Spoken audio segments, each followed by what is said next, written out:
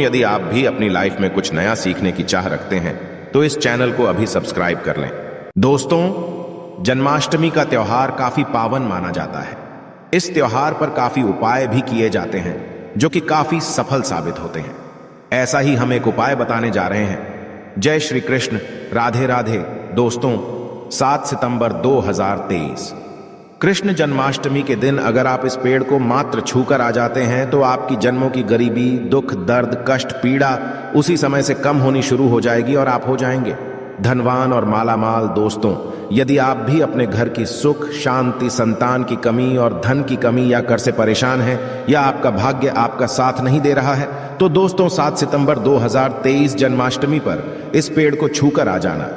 उसके पश्चात आप देखेंगे कि कुछ ही दिनों में आपकी सभी समस्याओं का हल संपूर्ण नव रूप से हल हो जाएगा। दोस्तों, कई हजार सालों पश्चात 7 सितंबर 2023 को बहुत ही दुर्लभ और दिव्य संयोग बनने जा रहा है, क्योंकि इस दिन जन्माष्टमी के पावन पर्व के साथ साथ राजयोग, अमृत सिद्धि योग और साथ ही धनलक्ष्मी जैसे कई योग बन रहे हैं और इस दिन भगवान श्री कृष्ण सबसे अधिक प्रसन्न होने वाले हैं। इसलिए दोस्तों, अगर आप भी भगवान कृष्ण से इस दिन जो भी सच्चे दिल से मांगेंगे वो मनोकामना आपकी अवश्य पूरी होगी और इस दिन इस पेड़ को छूने से जुड़ा ये उपाय आपकी किस्मत चमका देगा। तो आखिर कौन सा है वह कार्य जो आपको सभी कष्टों से मुक्त कर देंगे?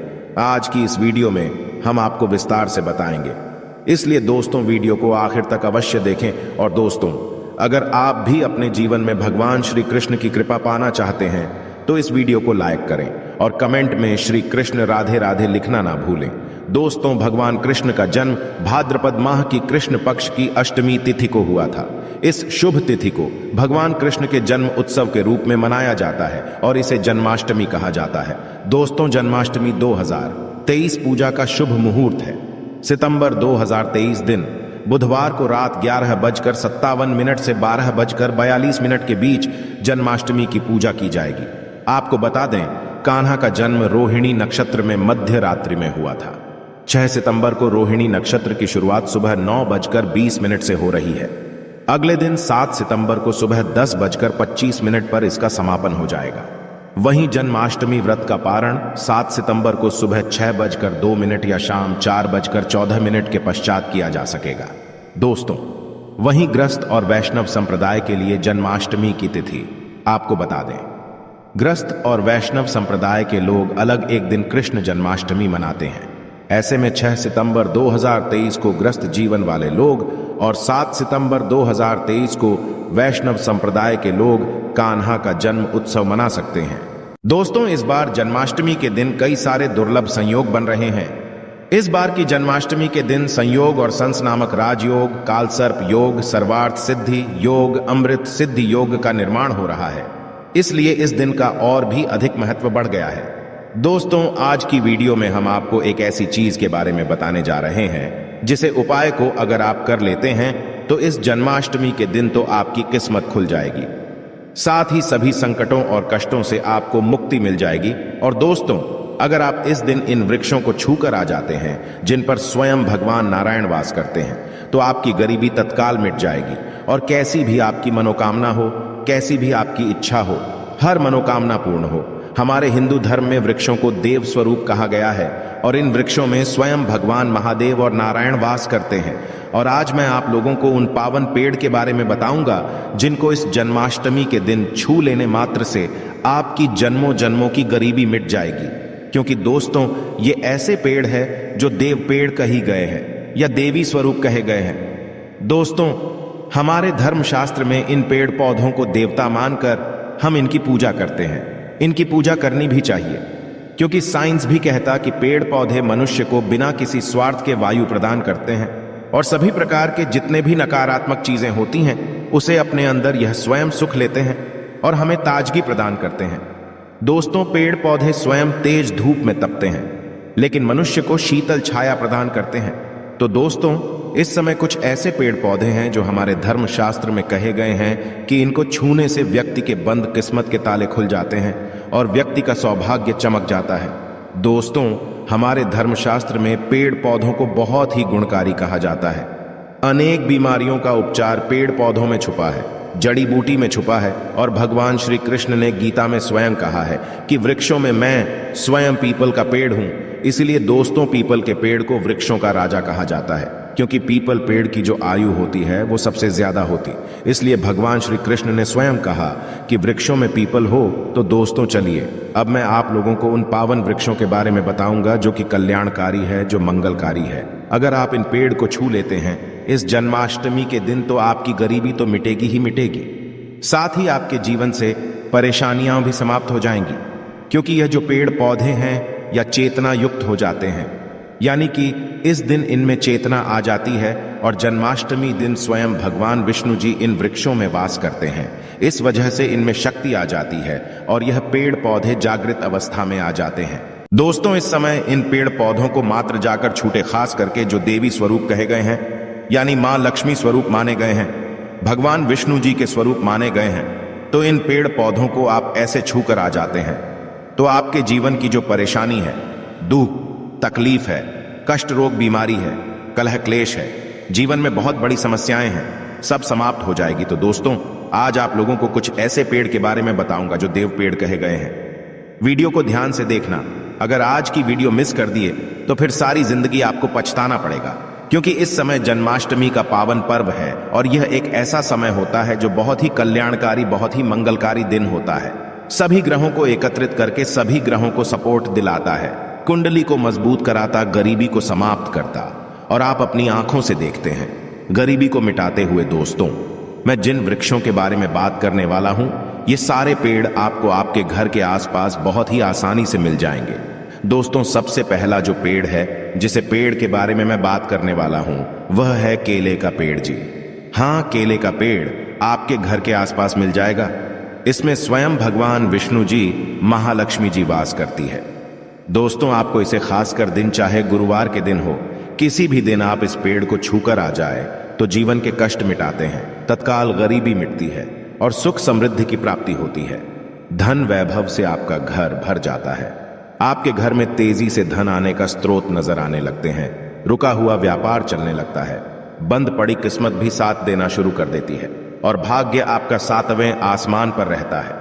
बंद किस्मत के ताले खुल जाते हैं, जीवन में सफलता आपको प्राप्त होती है, कार्य क्षेत्र में भी आपको लाभ होता है। तो दोस्तों आपको केले का पेड़ आसपास मिल जाएगा, तो इस पेड़ को छूकर आ जाए। इसमें स्वयं भगवान श्री विष्णु जी वास करते हैं। केले का पेड़ बहुत ही पावन माना जाता है। कहते हैं केले के पेड़ में अगर जन्माष्टमी के दिन अगर 1 लोटा जल गुरुवार के दिन दिया जाए, हल्दी चना किशमिश डालकर, तो जीवन में यश मान सम्मान की प्राप्ति और संतान की प्राप्ति होती है।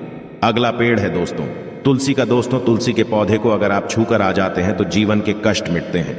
इसमें भी मां लक्ष्मी का वास होता है। तुलसी के पौधे को छूने से भी आपकी गरीबी तत्काल मिटती है, महालक्ष्मी की कृपा बरसती है, घर से दुर्भाग्य दूर होता है। इसलिए जन्माष्टमी के दिन पीपल के पेड़ के साथ साथ तुलसी का पौधा भी आपको घर के आसपास मिल जाएगा, या फिर आपके घर में लगा है तो सुबह शाम के दिन आप इन्हें छूकर आ जाएं और अपनी मनोकामना, साथ ही अगर बेल का पेड़ भी मिल जाए तो इसे भी छूकर आ जाए तो बहुत ही लाभ और कल्याणकारी है।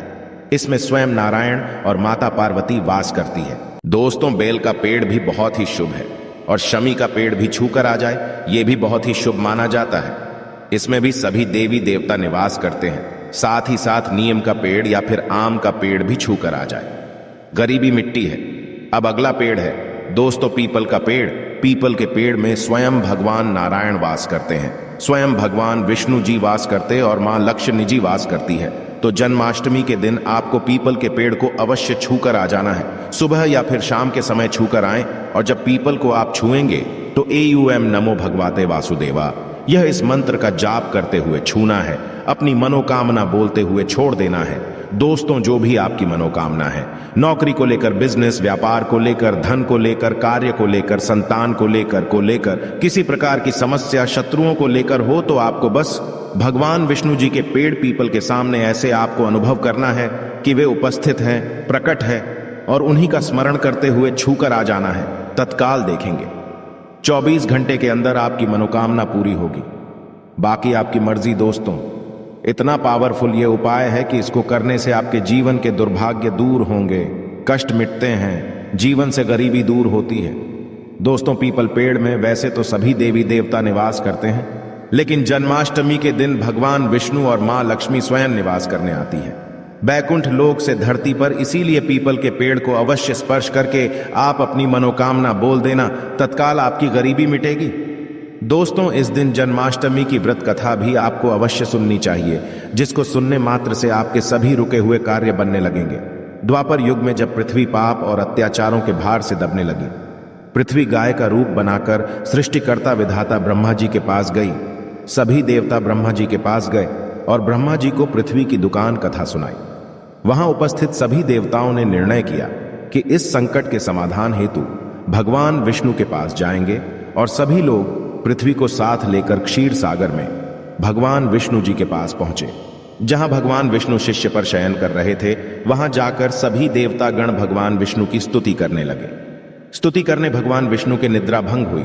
तब विष्णु जी ने सबसे आने का कारण पूछा। तब दीन वाणी से पृथ्वी बोली, महाराज, संपूर्ण भूमंडल पाप और अत्याचारों से घिर गया है और पृथ्वी इन पाप और अत्याचारों के भार में दबने लगी है, इसलिए कृपा करके इस संकट का निवारण करें। यह सुनकर भगवान बोले, मैं ब्रजमंडल में वासुदेव गोप की भार्या कंस की बहन देवकी के गर्भ से जन्म लूंगा, इसलिए तुम ब्रज भूमि में जाकर यादव कुल में अपना शरीर धारण करो। इतना कर भगवान विष्णु अंतर्ध्यान हो गए और देवता तथा पृथ्वी ब्रज भूमि में आकर यादव कुल के नंदी, यशोदा तथा गोपियों के रूप में पैदा हुए। इसके पश्चात कुछ दिन ऐसे ही व्यतीत हो गए। वासुदेव नव विवाहित देवकी तथा साले कंस के साथ गोकुल में जा रहे थे। तभी अचानक भविष्यवाणी हुई कि हे कंस, जिसको तू अपनी बहन समझकर अपने साथ लेकर जा रहा है, उसी के गर्भ से 8वां पुत्र होगा जो तेरी मृत्यु का कारण बनेगा। इतना सुनते ही कंस तलवार उठाकर देवकी को मारने के दौड़ा। तब वासुदेव ने कहा, यह औरत बेकसूर है और बेकसूर स्त्री को मारना उचित नहीं है, इसलिए जब भी देवकी के गर्भ से पुत्र का जन्म होगा तो पैदा होते ही मैं आपको अपनी सब संतान दे दूंगा, तो आपको कौन मारेगा। कंस ने उनकी बात मान ली और वासुदेव तथा देवकी को ले जाकर जेल में बंद कर दिया। जब भी देवकी के पुत्र होता तो कंस उन्हें मार देता। देवकी के साथ पुत्र मारे जाने के पश्चात 8वें गर्भ की बात कंस को मालूम हुई। इस बात का पता चलते कंस ने देवकी और वासुदेव को खास कारागार में डलवाकर पहरा लगवा दिया। भाद्रपद माह की कृष्ण पक्ष की अष्टमी को भायावाणी रात के समय जब शंख गधा पद्मधारी भगवान श्री कृष्ण का जन्म हुआ तो चारों ओर प्रकाश फैल गया। लीलाधारी भगवान की यह लीला देखकर वासुदेव और देवकी उनके सामने हाथ जोड़कर खड़े हो गए। भगवान श्री कृष्ण ने जब अपना बाल स्वरूप लिया तब देवकी और वासुदेव के हाथों की हथकड़ियां टूटकर खुल गईं, दरवाजे अपने आप खुल गए और पहरेदार सोते हुए नजर आए। तब वासुदेव कृष्ण जी को अपने साथ लेकर वहां से निकल गए। जब वासुदेव ने यमुना को पार करने के लिए अंदर प्रवेश किया तो यमुना का स्तर बढ़ने लगा। भगवान के चरण कमल छूने को लालायित यमुना कृष्ण मेरा पैर लटका देने पर भगवान के चरण कमलों को स्पर्श कर उतर गई, बिल्कुल घट गई। वासुदेव यमुना पार कर गोकुल धाम पहुंच गए। वहां जाकर खुले दरवाजे और सोई हुई यशोदा को देखकर बालक कृष्ण को वहीं सुला दिया और सोई हुई को लेकर चले आए। जब वासुदेव वापस कारागार में पहुंचे तो अपने आप उनके बेड़ियां लग गईं और दरवाजे बंद हो गए। दरवाजे बंद होने के पश्चात वहां सोए हुए पहरेदार भी जग गए। हथकड़ियां लगने के पश्चात कन्या रोने लगी, तब जगे हुए पहरेदारों ने कन्या का सुनकर तुरंत कंस के पास खबर भेज दी कि देवकी का 8वां पुत्र जन्म ले चुका है। यह सुनकर कंस तुरंत दौड़ता हुआ आया। जब कंस ने कन्या को हाथ में लेकर पत्थर पर पटकना चाहा तो कन्या हाथ से छूटकर आकाश में उड़ गई और साक्षात देवी के रूप में प्रकट होकर बोली, हे कंस, तुम्हें मारने वाला तो गोकुल में पहले ही पैदा हो चुका है। पापी गंज अब वही तुम्हारा वध करेगा। यही भगवान बड़े होकर आकाश, उम्र और तारकासुर तथा कंस जैसे क्रूर राक्षसों का वध कर पृथ्वी तथा भक्तजनों की रक्षा की। यह थी जन्माष्टमी की कहानी। दोस्तों, कृष्ण जन्माष्टमी की कहानी सुनने के पश्चात भगवान श्री कृष्ण जी की आरती करें। तो यह थी आज की खास वीडियो। अगर इस वीडियो में मुझसे बोलने में कोई त्रुटि हुई हो तो मैं क्षमा चाहता हूं। जन्माष्टमी के पावन पर्व की हमारे सभी दोस्तों को बहुत बहुत बधाई। आशा है कि आज की इस प्रस्तुति में बताई गई जानकारी आपको अच्छे से समझ आ गई होगी। वीडियो अच्छा लगा हो तो एक लाइक अवश्य कर दें। धन्यवाद वीडियो के अंत तक बने रहने के लिए।